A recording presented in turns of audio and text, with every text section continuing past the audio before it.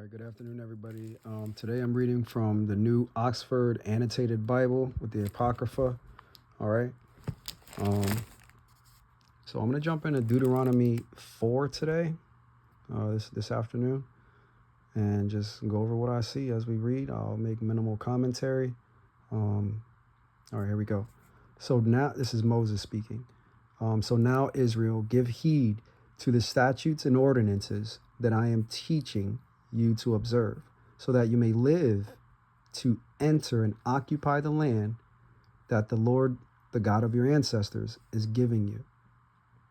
You must neither add anything to what I command you, nor take away anything from it, but keep the commandments of the Lord your God with which I am charging you.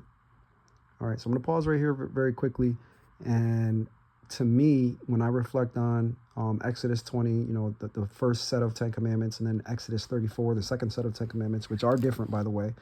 But when I reflect on those commandments, and then Moses saying you must not add anything to it.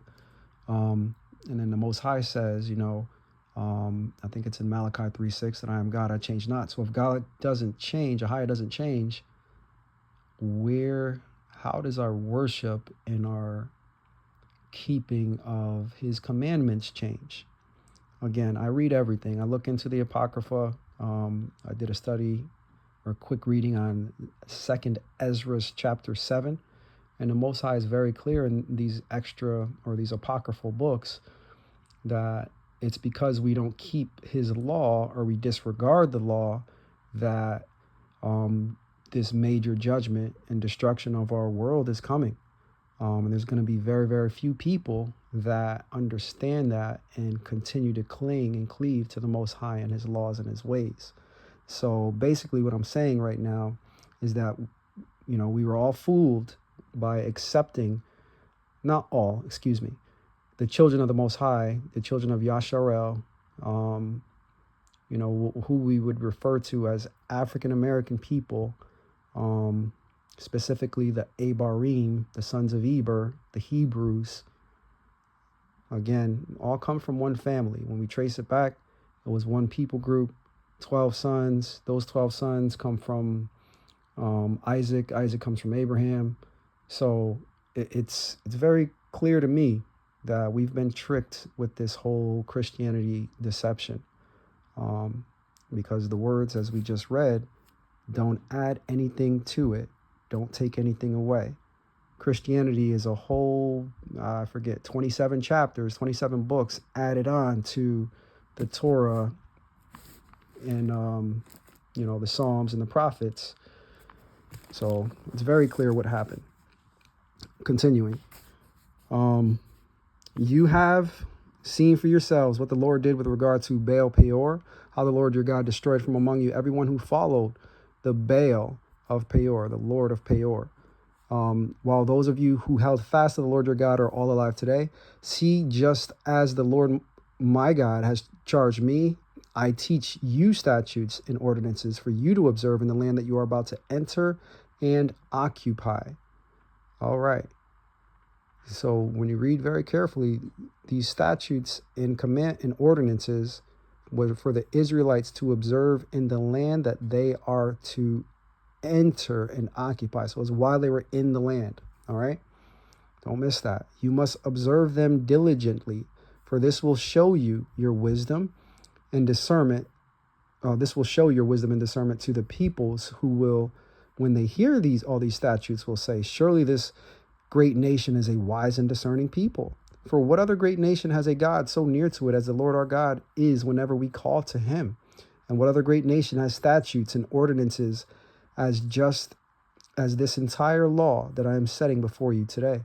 But take care and watch yourselves closely, so as neither to forget the things that your eyes have seen, nor let them slip from your mind all the days of your life. Make them known to your children and your children's children, how you once stood before the Lord your God at Horeb, which is Sinai, when the Lord said to me, assemble the people for me, and I will let them hear my words, so that they may learn to fear me as long as they live on earth, and may teach their children.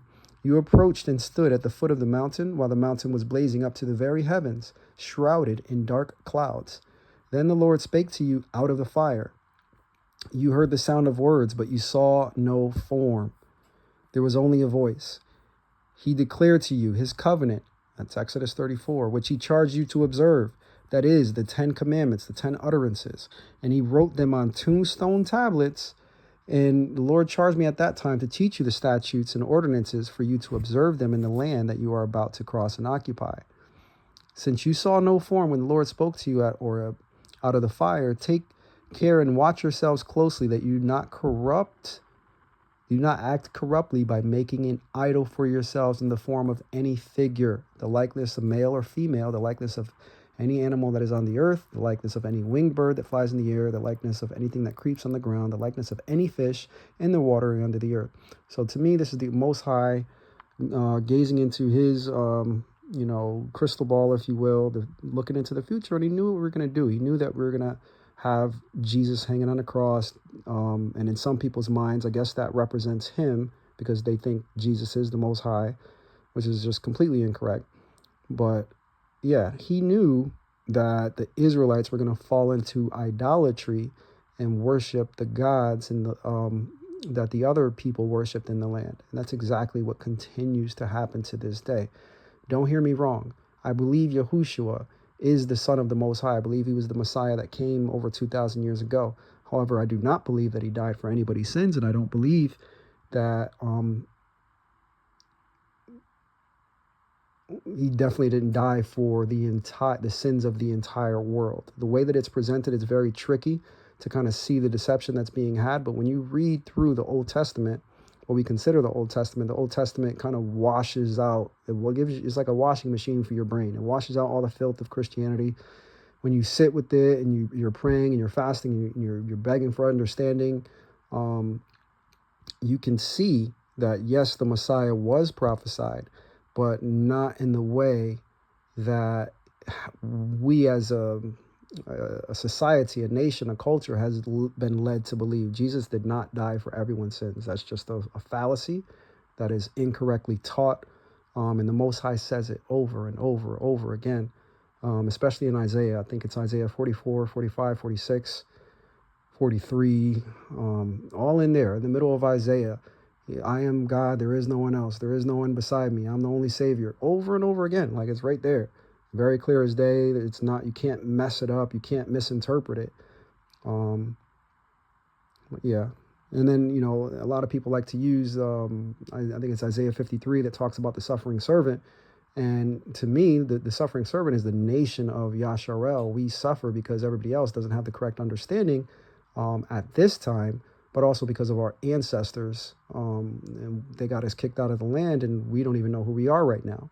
So we're suffering for the sins of humanity because humanity doesn't read their Bibles. If we were to only read and come together and read the words on the page and try to understand what's going on instead of, being stuck in our routines of this world, the day-to-day worship of a dollar, then we would see very quickly that we've all been tricked.